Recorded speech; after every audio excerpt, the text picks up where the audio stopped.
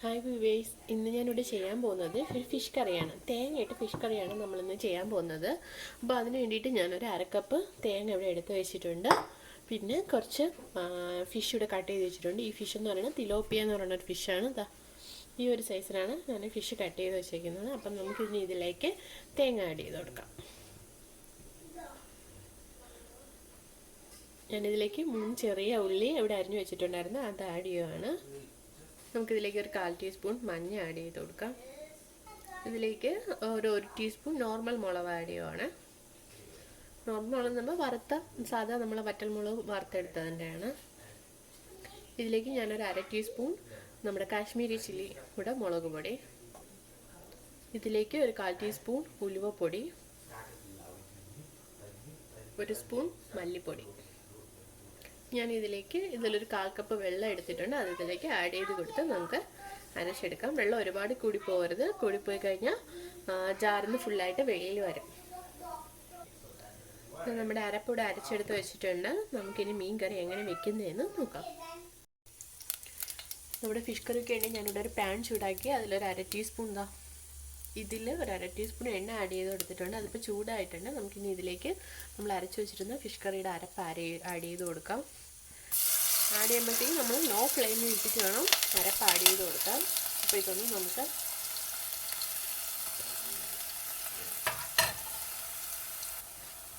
അരപ്പൊന്ന് എണ്ണയിലിട്ട് വഴറ്റ ശേഷം നമുക്കിതിലേക്കൊന്ന് വെള്ളം ഒഴിച്ചു കൊടുക്കാം.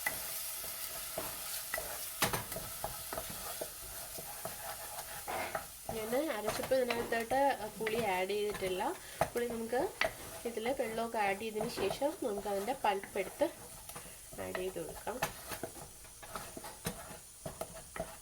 നമ്മുടെ അരപ്പൊന്ന് എണ്ണയിൽ വഴണ്ട് വന്നിട്ടുണ്ട്. നമുക്കിതിലേക്ക് വെള്ളം ആഡ് ചെയ്ത് കൊടുക്കാം.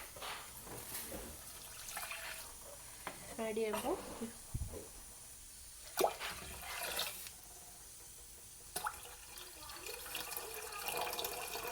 ഞാനിതിലേക്ക് ഒരു 3 ഗ്ലാസ് വെള്ളം ഇപ്പോൾ ആഡ് ചെയ്തിട്ടുണ്ട്. തിളച്ച് വന്ന് നമ്മൾ ഫിഷൊക്കെ ആഡ് ചെയ്ത് അത് വറ്റി വരുമ്പോഴത്തേക്കും കറക്റ്റായിരിക്കും. ഞാനിതിലേക്ക് ഒരു 6 പച്ചമുളക് അരിഞ്ഞെടുത്തിട്ടുണ്ട്. അത് ആഡ് ചെയ്ത് കൊടുക്കുകയാണ്.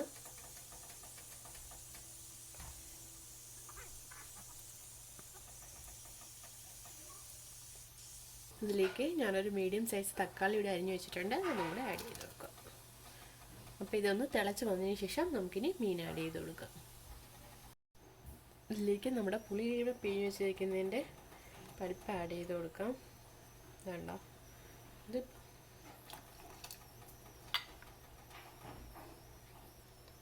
2 ടേബിൾ സ്പൂൺ പുളി പിഴിഞ്ഞത്,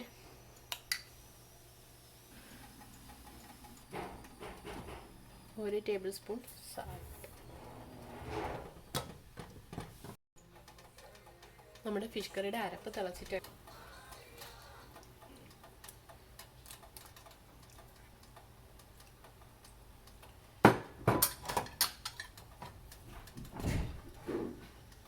കുറച്ച് നേരത്തെ അടച്ചു വയ്ക്കാം.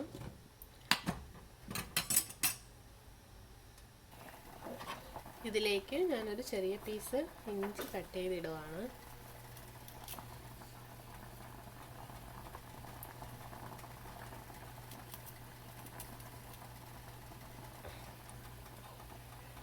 ഇത്ര ഇഞ്ചി ആഡ് ചെയ്യുകയാണ്. നിങ്ങൾക്ക് വേണമെങ്കിൽ ആഡ് ചെയ്താൽ മതി.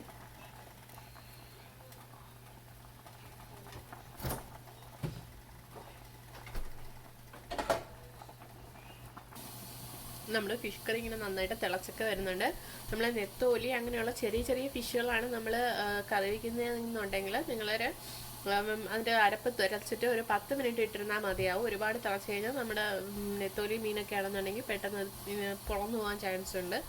പിന്നെ വലിയ സൈസ് ഇപ്പോൾ ചൂര അങ്ങനെയുള്ള വലിയ മീനുകളൊക്കെ ആണെന്നുണ്ടെങ്കിൽ 15-20 മിനിറ്റ് നമ്മൾ വേവിച്ചാൽ മാത്രമേ അത് വെന്ത് വരത്തുള്ളൂ. അരപ്പിനകത്ത് കിടക്കണം, എന്നാൽ മാത്രമേ അത് ഫിഷ് ഒന്ന് വേഗത്തുള്ളൂ. ഇപ്പോൾ കണ്ട എനിക്ക് കുറച്ച് അരപ്പ് കണക്ക് വേണം എന്നുള്ളത് കൊണ്ടാണ് ഇത്രയും വെള്ളം ആഡ് ചെയ്തത്. അല്ലെങ്കിൽ നിങ്ങൾക്ക് അങ്ങനെയല്ല കുറച്ച് വറ്റിച്ച കണക്ക് വേണമെന്നുണ്ടെങ്കിൽ അതിനനുസരിച്ച് വെള്ളം ആഡ് ചെയ്ത് കൊടുത്താൽ മതി.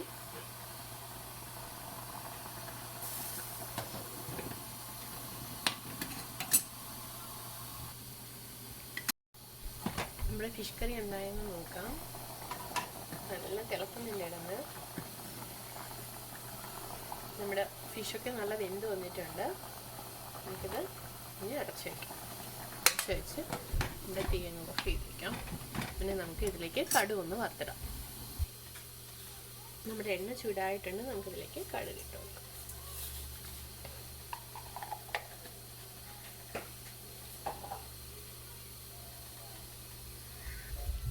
നമ്മുടെ കടുക് ചെറുതായിട്ട് പൊട്ടാൻ തുടങ്ങിയിട്ടുണ്ട്.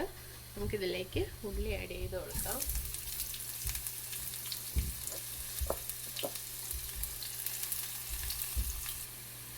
നമുക്കിനി ഇതിലേക്ക് വറ്റൽമുളകും കറിവേപ്പിലയും കൂടെ ആഡ് ചെയ്ത് കൊടുക്കാം.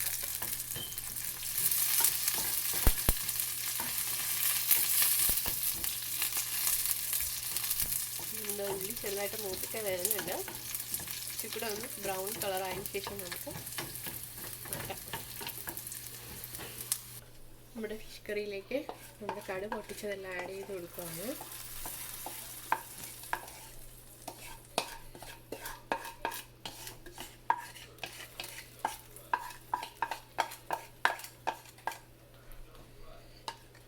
നമ്മുടെ ഫിഷ് കറി അപ്പോൾ റെഡി ആയിട്ടുണ്ട്. അപ്പം നിങ്ങളും ട്രൈ ചെയ്ത് നോക്കുക. ഇങ്ങനെ ഞാൻ ഇതിനകത്ത് മുളകെല്ലാം ആഡ് ചെയ്തിരിക്കുന്നത് കുറവാണ്.